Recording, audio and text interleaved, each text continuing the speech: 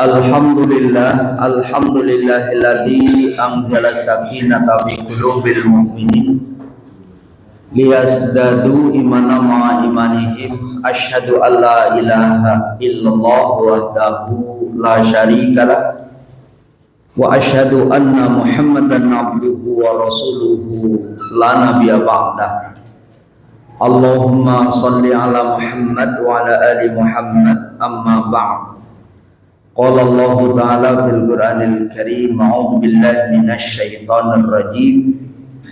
Ya ayyuhalladzina amanu taqullaha wa qulu qawlan sadida yuslih lakum a'malakum wa yaghfir lakum dzunubakum wa may yuti'illaha wa rasulahu faqad faza fawzan 'azima.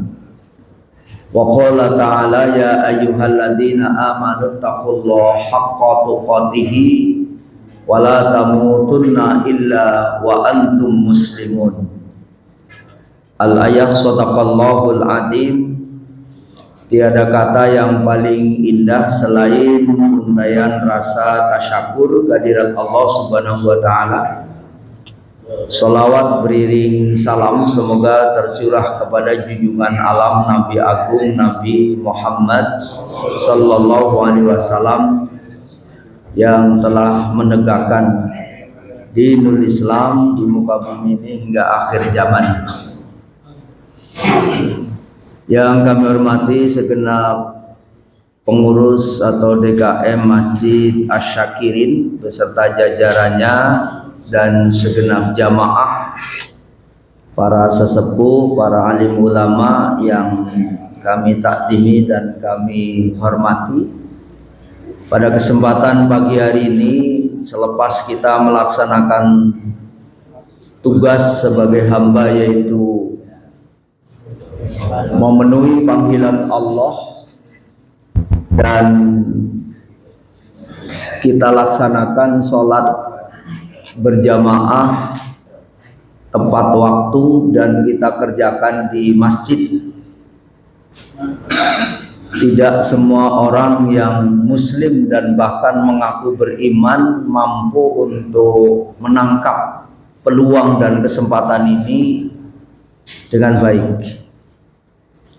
Jadi kalau begitu memang Bapak dan Saudara ini adalah orang-orang pilihan, ya. Mudah-mudahan akan terus istiqomah, dan ini juga satu cara kita agar kelak kita itu tentu husnul khotimah. Sesuai dengan materi yang diberikan kepada saya adalah bagaimana upaya kita untuk memanage sebagai manajemen husnul khotimah, upaya kita untuk terus mengakhiri hidup ini dengan kebaikan. Namun juga harus diikuti dengan mengakhiri urusan kita dari bangun tidur sampai tidur kembali juga dengan kebaikan. Dan itulah hakikat dari husnul khotimah.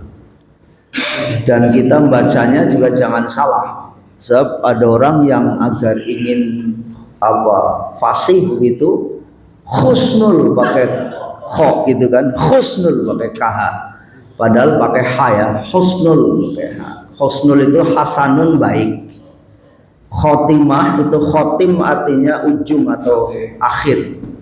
Jadi akhir yang baik. Tapi kalau kita berubah makhrajnya menjadi husnul, itu artinya hina.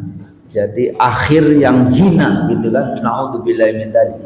Kita tidak beradab itu. Memang dalam bahasa Arab itu atau dalam Al-Quran atau hadis itu memang keliru sedikit kita membaca, maknanya berbeda.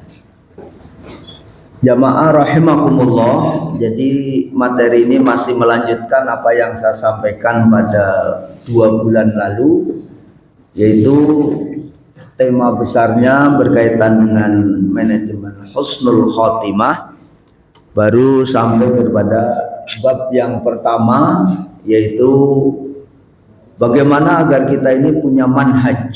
Manhaj itu cara, ya. Jadi dalam hidup kita ini, kalau hidup kita ini tertata, punya pola, itu tidak mudah untuk diprovokasi oleh musuh kita. Musuh yang dari dalam itu disebutnya sebagai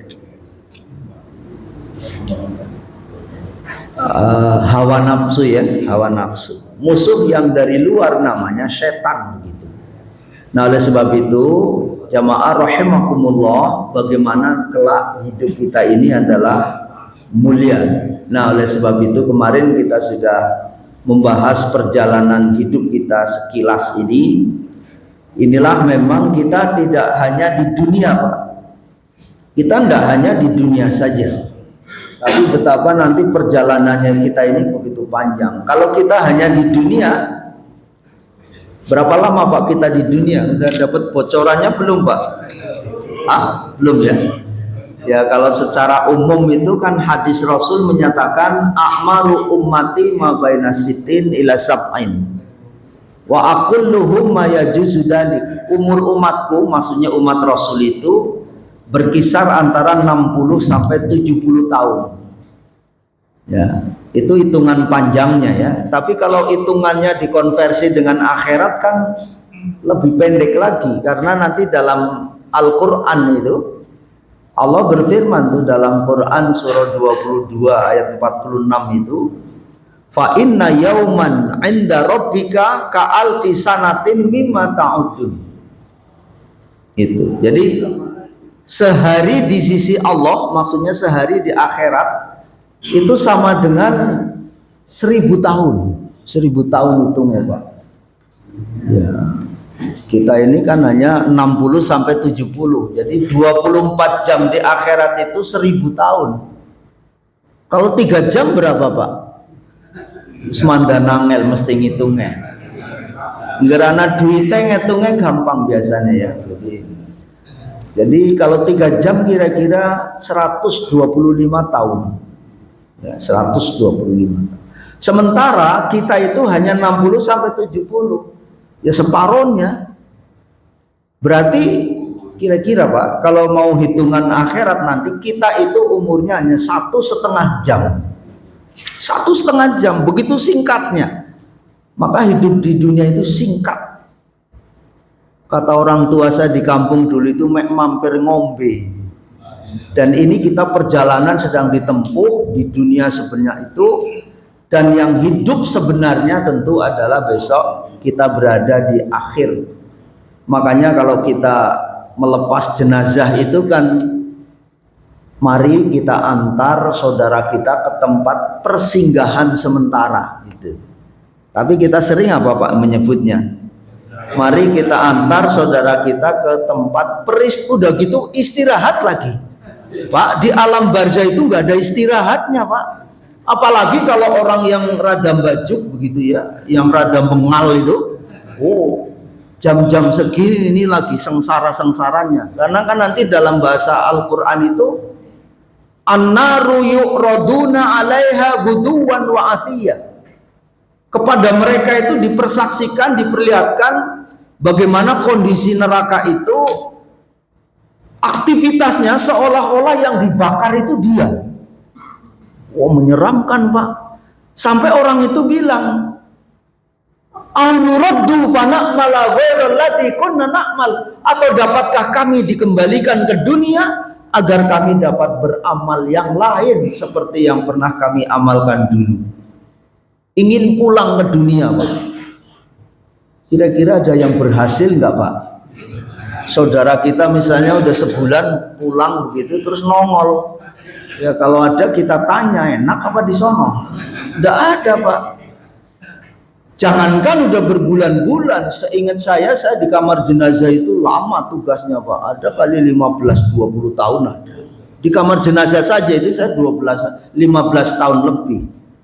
Itu seingat saya itu belum ada tuh Pak. Yang lagi disiram kita mandiin kedinginan Pak, saya nggak ada. Waktu sekaratul maut aja nggak ada Pak, nggak ada tuh. Misalnya lagi dicabut sama malaikat terus berada lari itu nggak ada. Semuanya berhasil. Jadi kalau begitu memang kita harus punya apa tuh ke depan kita itu, bukan hanya di dunia. Kalau di dunia cuma sebentar. Sandulit kata bahasa Al-Quran itu. Da'iqoh itu kan sandulit, Pak. Jadi sedikit sekali, Bapak Ibu, maka kita harus punya mimpi ke depan sebagaimana Al-Quran berfirman, A'udzubillahi minasyaitonirrajim, wa minan nasi may yashri nafsahu ibtigha'a mardatillah wallahu ra'ufum bil ibad. Dan di antara manusia ada orang yang mengorbankan dirinya, mau pagi-pagi bangun, bukan asik dengan tempat tidurnya itu, dia belum dipanggil bahkan oleh Allah dia sudah datang, gitu ya. Karena apa? Rela berkorban itu semua untuk apa? Ibtigha'a mardatillah, untuk mencari apa? Ridho Allah. Dan Allah Maha Penyantun kepada hamba-hambanya. Jadi ketika kita dipanggil oleh Allah segera memenuhi, Pak. Maka ketika kita punya masalah, manggil-manggil Allah, Allah segera datang. Apalagi kalau ada orang belum dipanggil oleh Allah kok udah datang, maka orang ini belum minta, sudah dikasih oleh Allah. Tapi jangan salahkan Allah, Pak. Kalau ada orang punya masalah besar, Allah nggak nolong-nolong, karena apa? Ketika dipanggil oleh Allah dia asik saja. Makanya yang Al-Quran kan seharusnya ketika kita dipanggil sami'na wa atokna, kami dengar maka kami penuhi. Tapi kayak di rumah saya di Klender banyak, Pak, yang sami'na wa pikir-pikirna. Mikir dulu, Pak. Ada yang sami'na wa abaina, dipenuhi tapi entar. Sami'na wa asoyna, asoy itu artinya geledek mau nyamber ya asik aja dia ya. Jadi nggak memenuhi panggilan Allah. Insya Allah kita termasuk orang-orang yang langsung nyaut panggilannya. Bahkan banyak yang belum dipanggil sudah hadir. Itu insya Allah kita akan menjadi orang mulia. Itu ya, ibtigha'a mardatillah. Nah inilah kalau dalam pengertian bahasa Arab, ya, apa itu ridho atau pengertian ridho ya? Mardatillah itu hanya ridho. Ridho dalam bahasa agama itu hanya rela. Kita rela, ya. Apapun yang diatur oleh Allah kita rela. Makanya agama kita ini namanya Islam. Islam itu dalam bahasa Arab berasal dari kata aslama yuslimu islaman. Dan kita bakal silem. Ibu tahu, Bapak tahu silem ya? Silem itu menyelam. Makanya ayat Al-Quran apa bunyinya? Ya ayyuhalladzina amanu khulu fisilmi kafah. Wahai orang-orang yang beriman, masuklah ke dalam Islam itu seperti orang yang menyelam. Ibu, bapak, saudara hari ini lagi menyelam nih. Menyelam itu apa yang kita lakukan, Pak? Ketika bapak menyelam, napasnya hati-hati karena napasnya itu oksigennya terbatas, Pak. Kalau apalagi kalau nggak bawa oksigen, begitu ngap gitu ya udah masuk air, bisa kembung kita, mengerikan juga. Maka karena kita napas itu insya Allah Allah sudah memberikan waktu oksigen kita itu ya istilahnya untuk nafas kita itu waktunya terbatas gitu tadi 60 sampai 70. Kalau sudah oksigennya habis nggak peduli, maka orang itu innalillah wa inna ilaihi raji'un. Nah hari ini kita disuruh apa? Inilah yang namanya ridho, itu sikap batin yang senantiasa rela menerima ketentuan dan ketetapan Allah. Jadi orang-orang yang rela dengan ketetapan Allah, orang-orang yang rela diatur oleh Allah. Wih, pagi-pagi bangun, rela kita bangun. Ada orang yang nggak mau diatur oleh Allah, boleh, Pak. Karena Allah memberi kebebasan, Pak. Makanya nanti dalam Al-Quran itu surah 18 itu surah Al-Kahfi ayatnya yang ke-29, Al-haqqu mir rabbikum faman sya'a falyu'min faman sya'a falyakfur inna a'tadna lidzalimina nara. Al-haqqu mir rabbikum, al-haq itu kebenaran itu adalah datangnya dari Allah. Ingat, barang siapa yang mau beriman monggo silahkan, bebas. Allah membebaskan tuh kepada manusia. Begitulah hebatnya manusia. Barang siapa yang mau kafir juga silahkan. Bebas, Pak. Kalau ingin orang yang hidupnya bebas, nggak mau diatur oleh Allah, memang udah pilih kafir aja. Tapi begitu kita sudah menyatakan washhad bi annal muslim, Bapak dan saudara, kita semua ini harus rela diatur oleh Allah. Nggak ada pertanyaan lagi, kenapa sih Allah nyuruh kita begini? Kenapa kok Allah melarang ini?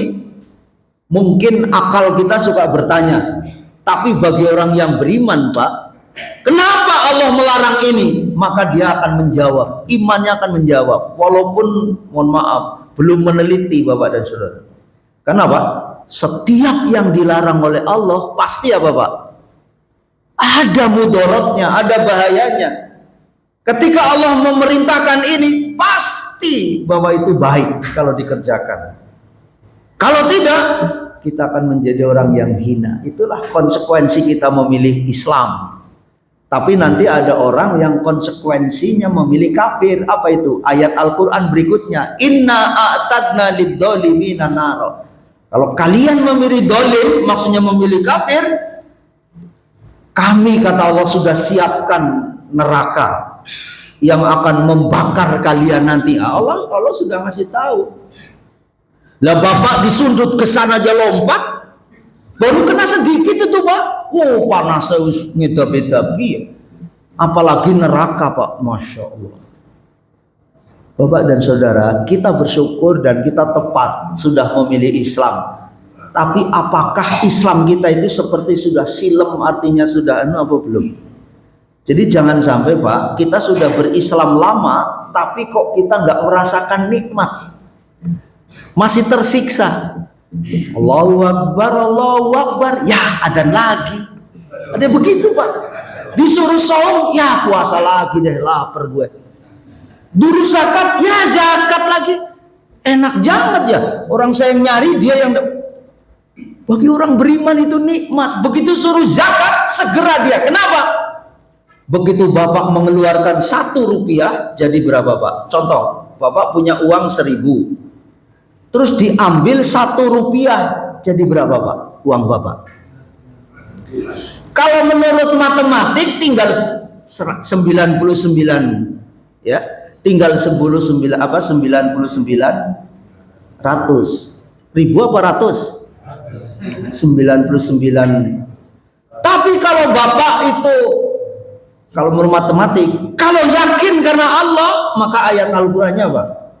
Mathalul ladina yunfiquna amwalahum fi sabilillahi kamathali habbatin ambatat sab'a sanabila fi kulli sumbulatin mi'atu habbah wallahu yudha'ifu liman yasha wallahu wasi'un alim. Surah 2, surah Al-Baqarah ayat 261.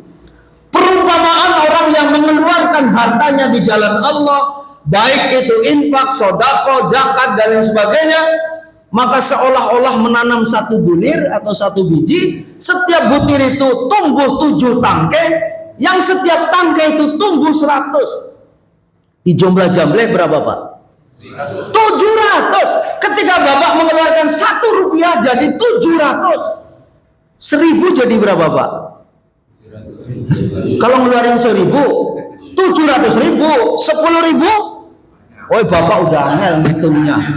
Bayangkan, begitu kita mengeluarkan itu bukan hilang, tapi ketika kita mengeluarkan 1 rupiah yang tadinya adalah kita punya uang 1.000, katakan punya uang 1.000, tapi begitu kita keluarkan 1 rupiah, maka tinggal 99 menurut matematik.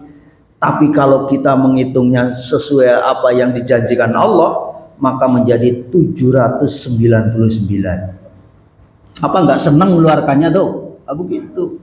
Tapi kalau orang yang nggak ridho, nggak menyerah kepada Allah, sengsara. Kenapa? Ya duit saya hilang. Sholat, ya sholat lagi. Waktunya habis. Oh begitu. Tapi begitu kita memenuhi panggilan Allah, berdoa, hatinya tenang. Pak, ketika kita salam tadi tenang apa enggak? Saya punya kawan itu punya masalah besar terus, waduh saya gimana? Ya udah kamu sholat dulu dah. Sholat apa mas? Ya sekarang jam 8 pagi. Menurutmu sholat apa? Duhur kan belum. Maghrib juga belum. Ya udah. Karepmu sholat apa? Ya udah sholat duha ya mas. Ya udah sholat duha. 2 rakaat saya tungguin pak. Begitu lagi sholat pak, itu nangis pak. Waktu takbir, wah hebat juga. Saya aja kalau sholat susah nangisnya pak. Gitu. Sujudnya nangis juga. Begitu selesai salam, saya deketi, kamu hebat ya. Kenapa mas? Kamu nangis, kamu berarti ingat Allah. Oh enggak mas, saya nangisnya itu karena ingat masalah saya. Oh jadi bukan karena ingat Allah ya. Nah terus gimana kamu setelah sholat? Kok tambah ruwet ya mas? Tambah ruwet. Berarti sholatnya itu nggak mampu untuk masuk ke dalam dirinya. Nah begitu. Makanya Pak, memang kalau sholat sebaiknya kita tahu maknanya dan lain sebagainya sehingga kita konsentrasi. Repotnya itu kan sholat kalau nggak konsentrasi itu banyak gangguan Pak. Lah mohon maaf, gangguan salah satunya gangguan nih. Kelihatannya sepele, Bapak pakai sarung tuh. Lihat-lihat sarungnya Pak, kan suka ada mereknya kan. Tulisannya memang agak susah dibaca, itu yang bikin penasaran. Tulisannya Wadimor. Udah gitu Pak, diletakkannya di sini. Pak kalau kita di depan ini ada tulisannya Wadimor. Kita kan suruh kalau sholat itu kan nggak boleh merem Pak, suruh lihat Wadimor. Ah kayaknya bagusan sarung saya. Wadimor. Bu mohon maaf Pak, kalau Bapak pakai sarung agak dilihat lagi, kira-kira dilipat yang di atas lah gitu sehingga nggak aneh. Yang pakai pada batik itu juga hati-hati. Kalau di depan itu ada gambarnya burung, udah tuh jadi pikiran.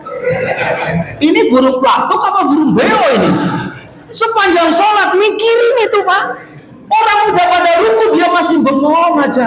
Ini burung pelatuk apa burung beo? Kan, nah makanya kenapa sholat terbaik kan kita ketika kita di depan.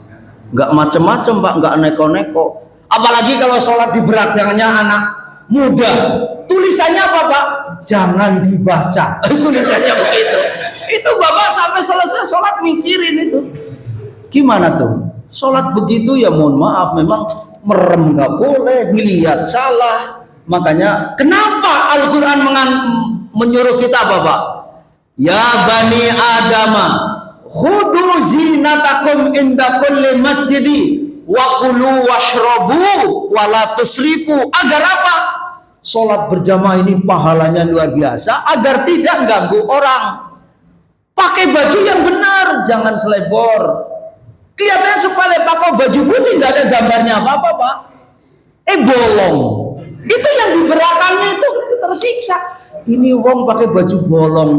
Ingat apa enggak sih? Mosok dia kayaknya banyak duit kok bajunya bolong ya. Sepanjang sholat Pak mikirin baju bolong. Yang kedua, walatus ribu, kalau makan jangan berlebihan.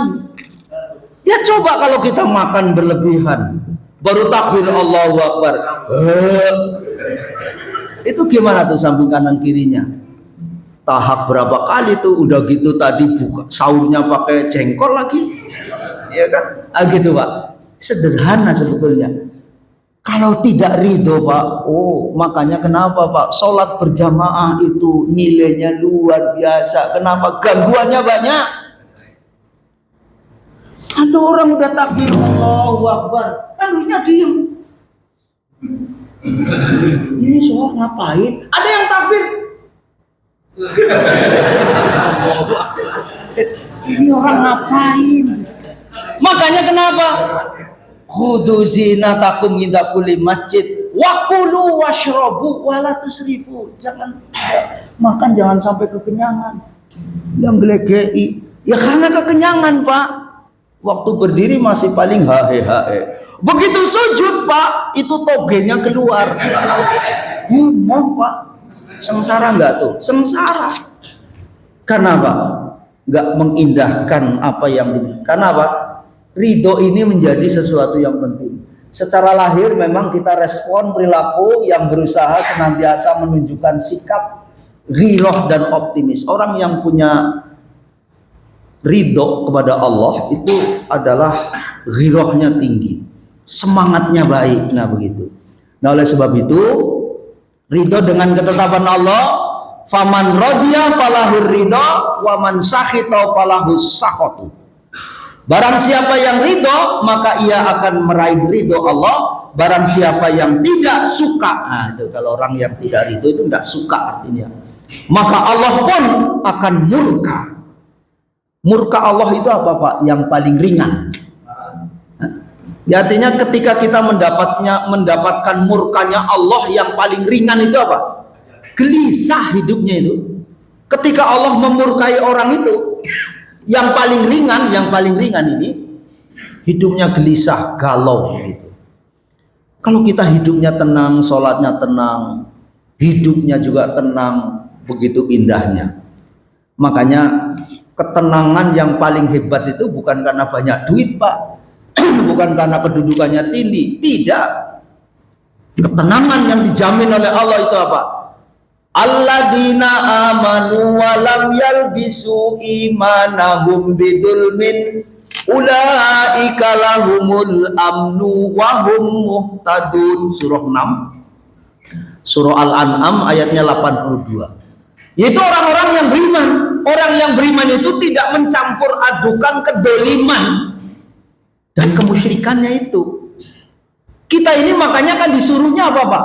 Amar ma'ruf nahi mungkar, itu yang benar.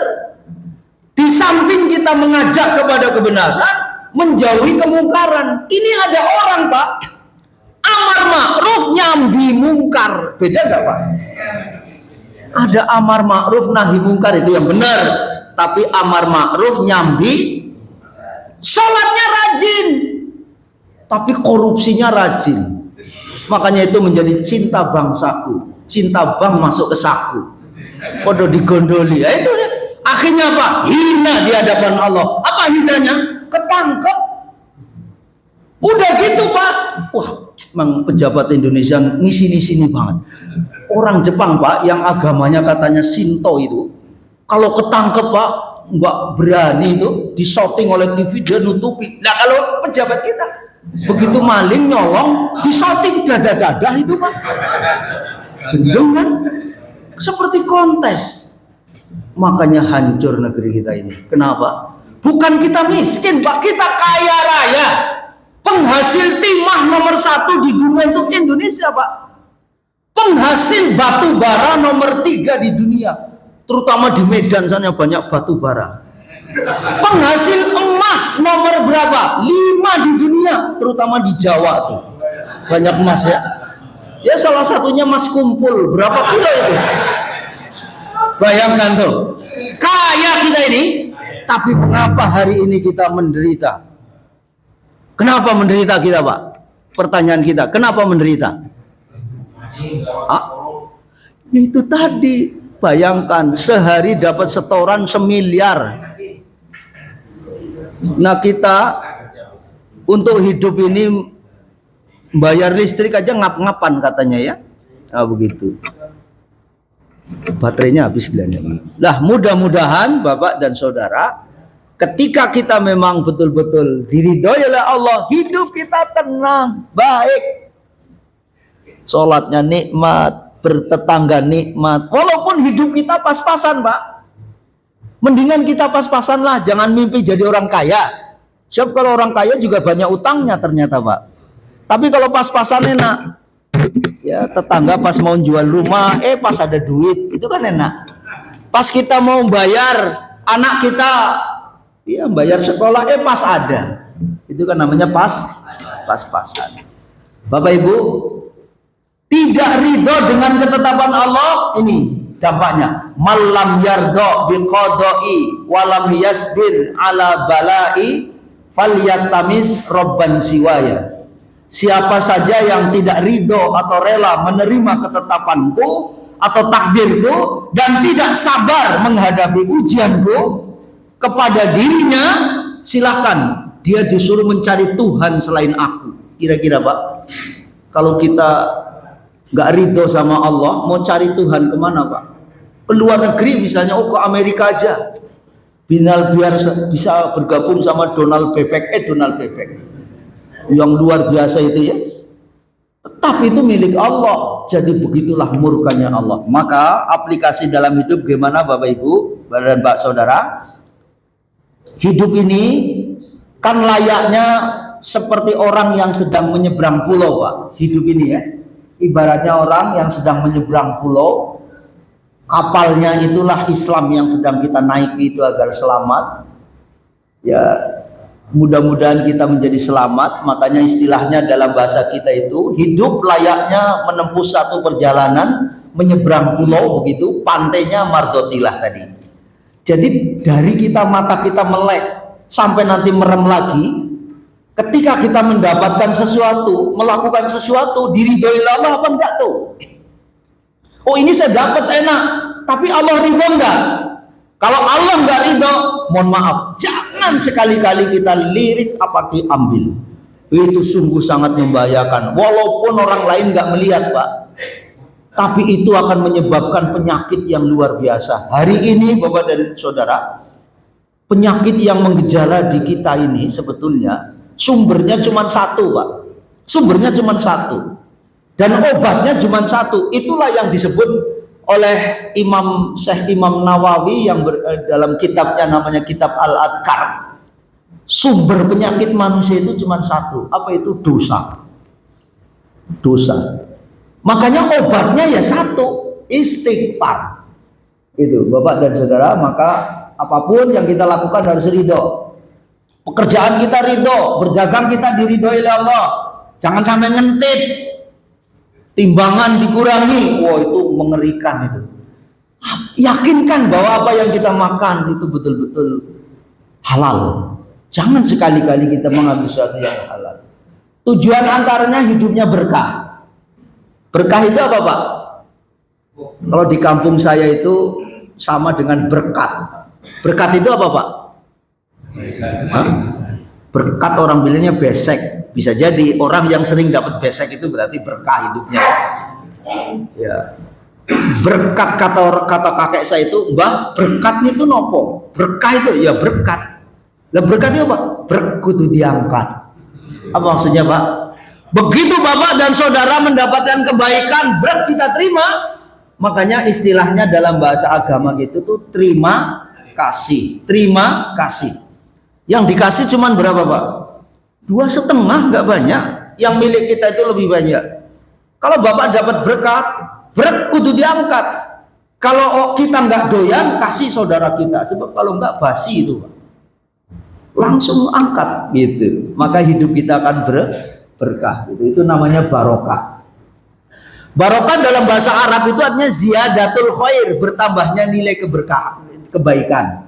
Nah, kalaulah kita nanti wafat, kita berharap nanti husnul khotimah, dan insya Allah tujuan akhirnya kita itu adalah jannah. Inilah kira-kira gambarannya sekilasnya. Jadi bagaimana mindset hidup kita itu harus begitu. Jadi apapun yang kita lakukan diridhoi oleh Allah. Ya, jangan sampai sesuatu itu nggak diridhoi oleh Allah. Ya. Yang berikutnya, hidup kita ini yang penting berkah. Karena apa, Pak? Kalau yang namanya berkah itu, walaupun duitnya banyak, kedudukannya tinggi, tapi kalau nggak berkah, jangan mimpi hidupnya tenang. Keberkah apa? Hati kita menjadi tenang itu karena apa? Hidupnya berkah. Apapun yang kita terima itu diberkahi oleh Allah. Dan sekali lagi, orang itu adalah dekat dengan Allah. Nah, ketika kita meninggalkan dunia, kita berharap agar husnul khotimah. Insya Allah surga kita itu rindu sama orang. Jadi bagaimana agar surga itu rindu sama kita? Jamaah rahimakumullah, maka kita harus punya target, Pak. Nah, inilah target harian kita selama hidup. Target kita ini Rasulullah mengajari, dan sebetulnya itu awalnya Rasul mengajari istrinya. Ini ada satu doa, Pak. Doa ini oleh Rasul diajarkan kepada istrinya untuk dibacanya itu. Suatu saat Ummu Salamah itu mengadu dan mengeluh kepada Rasul, ya Rasul, kalau saya melihat engkau kok hidupnya kayaknya tenang, begitu baik, begitu indah, itu saya kok rasanya Karena seringkali berhadapan dengan permasalahan yang begitu luar biasa. Saya juga khawatir, saya takut nanti besok di yaumil akhir itu saya bagaimana. Maka Rasulullah mengajari kepada Ummu Salamah salah satu doanya ini. Wahai Ummu Salamah, ini kalau bisa kamu baca selepas sholat subuh. Jadi kalau kita habis sholat subuh itu disuruh baca doa ini, salah satunya ya. Allahumma inni as'aluka ilman nafi'an wa rizqan thayyiban wa amalan muttaqabbalan. Bukan berarti sholat-sholat yang lain nggak boleh dibaca, boleh saja. Tapi memang Rasul pesannya ditekankannya di setelah subuh. Kenapa? Jadi ketika orang sudah mendapat apa? Ya Allah, sesungguhnya aku memohon kepadamu ilmu yang bermanfaat, rizki yang halal, dan amal yang diterima. Ini diriwayatkan oleh Ahmad, ya. Nomor hadisnya 294, Ibnu Majah 925, Ibnu Sinni 108, dan An-Nasai 102. Hadis ini sahih. Nah, oleh sebab itu ada 3 target harian kita. Apa itu targetnya? Yang pertama, bagaimana ketika Bapak dan Saudara menerima ilmu harus bermanfaat. Ilmu jangan sampai kita ngaji makanya di kampung saya itu ngelmu namanya, bukan ilmu ya. Kalau orang kampung namanya ngelmu. Angel nek durung ketemu katanya. Makanya kita harus belajar dengan baik. Karena apa? Belajar itu hukumnya wajib, fardu bagi siapa saja. Jangan sampai nanti, ayo Pak ngaji, sama udah tuir, kamu aja dah yang masih muda. Tidak. Kita belajar sampai kapan Pak? Makanya dalam hadis Rasul, minal mahdi ilal lahdi, dari buayan sampai nanti kita ke liang lahat. Begitu orang innalillah udah nggak punya kewajiban lagi. Makanya bagaimana agar ilmu kita bermanfaat? Ciri ilmu bermanfaat yang pertama diamalkan. Ilmu itu diamalkan, walaupun sedikit. Nggak perlu Pak ilmu kita sampai banyak orang yang ilmunya sundul langit Pak, pinternya orang jamaah, tapi nggak diamalkan. Lebih baik kita punya ilmu sedikit tapi diamalkan dengan maksimal. Itu akan lebih bermanfaat. Mungkin kita bukan keluaran pesantren, ngajinya kalau Mbah Kakung yang dulu. Saya di kampung itu kalau ngaji sampai dipukulin itu, lutut saya itu hitam Pak.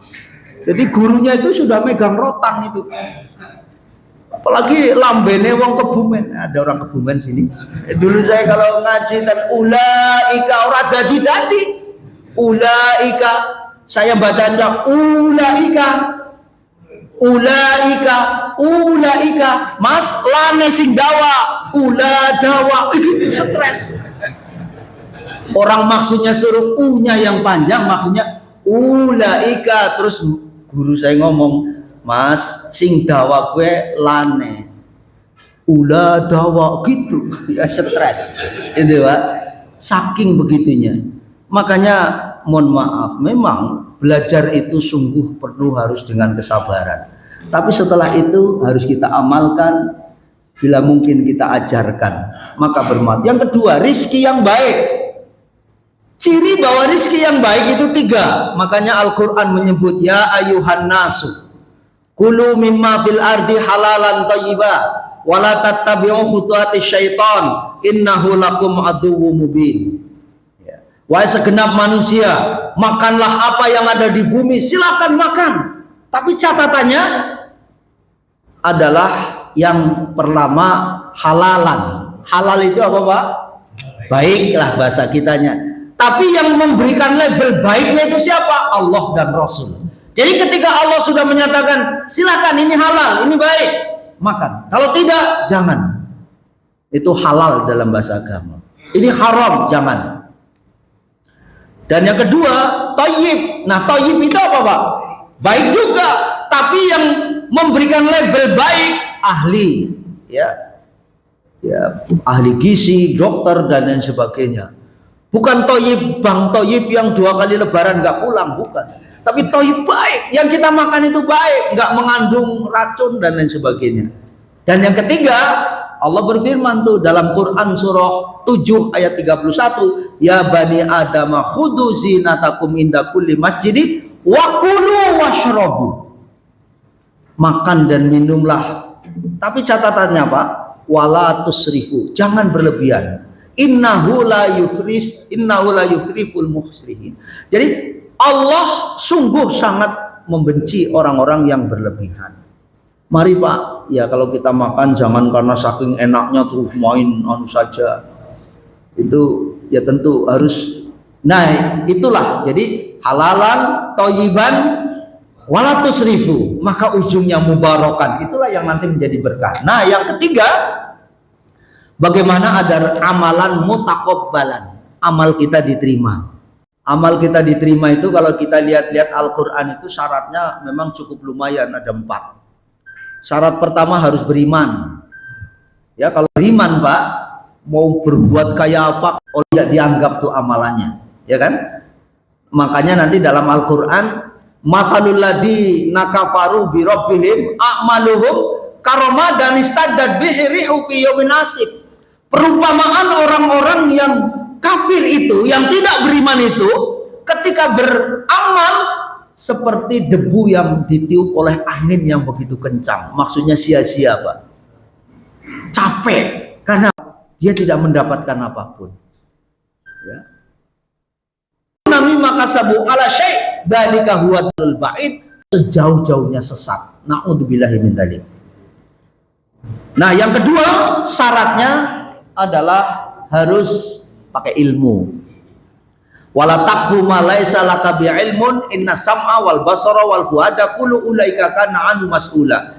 Itu dalam Quran surah 17 ayat 36. Janganlah kalian mengikuti sesuatu kalau kalian nggak tahu ilmunya. Karena apa? Pendengaran, penglihatan, pikiran, perasaan kita dimintai pertanggungjawaban. Yang ketiga, harus mengikuti Rasul. Qul in kuntum tuhibbunallah fattabi'uni yuhibbukumullah wa yaghfir lakum dzunubakum wallahu ghafurur rahim. Katakanlah Muhammad, ya, qul in kuntum tuhibbunallah, jika kalian mencintai Allah, maka ayat itu menyatakan fattabi'uni, kita disuruh ittiba. Ittiba itu apa Pak artinya? Mengikuti. Tapi kalau mengikuti agak masih kurang lengkap. Memang bahasa kampung yang agak bagus. Persis bahasa daerah itu kayak bahasa Arab lengkap. Yang pas itu bukan mengikuti, yang pas itu ngintili. Bapak tahu ngintili ya? Ya kalau orang Sunda agak bumi-bumi juga. Ngintil itu artinya apa? Mengikuti sesuatu tapi tahu yang kita ikuti mau kemana, terus bagaimana dan lain sebagainya. Itu namanya ittiba. Dan yang terakhir, agar amal kita diterima harus ikhlas, ya. Wa ma umiru illa liya'budullaha mukhlishina lahuddin. Harus ikhlas. Itulah Pak syarat kita diterima amal 4I. Iman, ilmu, ittiba, ikhlas. Mudah-mudahan Bapak dan Saudara ketika kita punya target selama hidup, apapun yang kita peroleh harus ridho. Yang kedua adalah harus diridhoi oleh Allah. Berkah. Kalau meninggalkan dunia kita harus husnul khotimah dan akhir kita di surga. Dan target harian kita ini, mudah-mudahan ilmu-ilmu yang kita terima itu tentu menjadikan kebaikan buat kita semua. Saya kira itu Bapak dan Saudara. Mudah-mudahan yang sekelumit ini bisa menjadi renungan buat kita semua. Silahkan sebelum saya tutup mungkin ada yang ingin dikomentari, ditanya atau ditambah juga boleh. Ditambah juga boleh. Itu Bapak siap. Monggo, silakan. Waalaikumsalam warahmatullahi wabarakatuh. Jadi saya ingin menanyakan hal yang ada kaitannya dengan masalah sholat kita yang tidak pernah khusyuk. Ini disebabkan karena kita memang mungkin seperti itu. Yang keduanya tadi sebenarnya minimal kita itu mengerti maksudnya atau maknanya ya. Yeah. Tapi kita terang saja untuk mau belajar makna itu kok apa yang maksudnya? Kita harus buat Bismillahirrahmanirrahim apa? Jadi maknanya nggak ngerti ya semuanya sholat karena orang udah Apakah turunan kontra Islam ya harusnya lah. Ya. Tapi solusinya gimana ya? Ya. Kita mau belajar untuk memahami apa yang kita baca. Ya, baik. Ya, yang pertama memang Al-Qur'an kan memberikan kepada kita fattaqullaha mastata'tum. Beribadalah, bertakwalah kepada Allah sesuai kemampuan kita. Kita nggak bisa dipaksa. Ya kita belajarnya dari dulu begitu, ya sudah. Yang penting ikhlasnya yang pertama. Bahwa ini kita lakukan karena Allah. Terus yang kedua, tekun aja udah. Wah kita nggak ngerti artinya. Ya bukan berarti kalau nggak ngerti terus lah daripada engkau orang ngerti artinya orang usah sholat aja. Nggak begitu. Ini sama dengan ada orang mau beli ke mall beli baju Pak sama celana. Bagus semua, bingung. Orang usah karo katokan. Nggak begitu Pak caranya. Harus milih. Jadi sholat tetap harus dikerjakan. Walaupun mungkin begitu kita takbir mikir ke sana kemari, jangankan kita, Sayyidina Ali aja pernah dites sama Rasul. Coba Ali kamu sholat sunatnya Allahu Akbar. Begitu selesai terus Ali ditanya karena tahu nanti suruh apa. Ali kamu milih yang mana? Yang itu Rasul. Itu. Oh loh, begitu selesai sholat kok langsung ini. Rupanya waktu sholat itu dia mikir nanti kalau saya mau disuruh milih oleh Rasul, saya milih yang itu aja. Itu lagi sholat mikir begitu. Kita suka kepikiran nggak Pak kalau sholat? Iya mesti kemana-mana pikirannya itu ngatur. Dan sholat itu paling enak nyusun strategi. Iya, apalagi ibu-ibu kita begitu takbir bulan Ramadan. Tadi nanti enaknya pakai apa ya Nis? Pakai sop kimlo kayaknya dingin ini. Tapi cuma nyawa itu ya udah kalau gitu biar pakai ongol-ongol bukanya.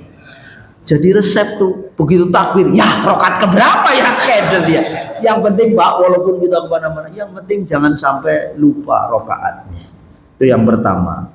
Yang ketiga, apapun yang Bapak Ibu lakukan, terus sampai kapanpun.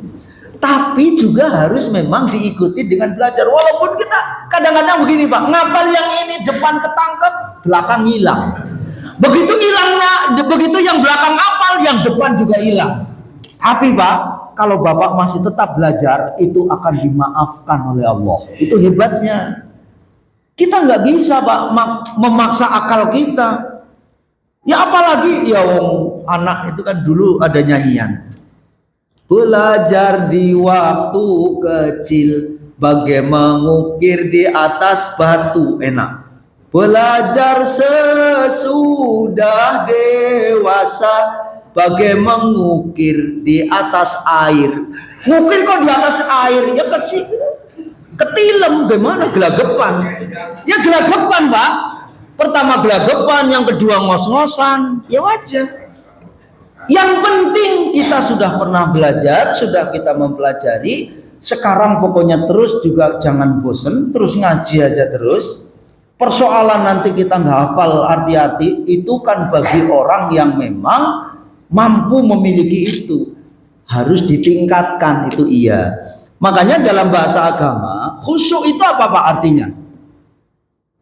Seorang suka salah Pak, khusyuk itu kan nggak inget apa-apa Mas.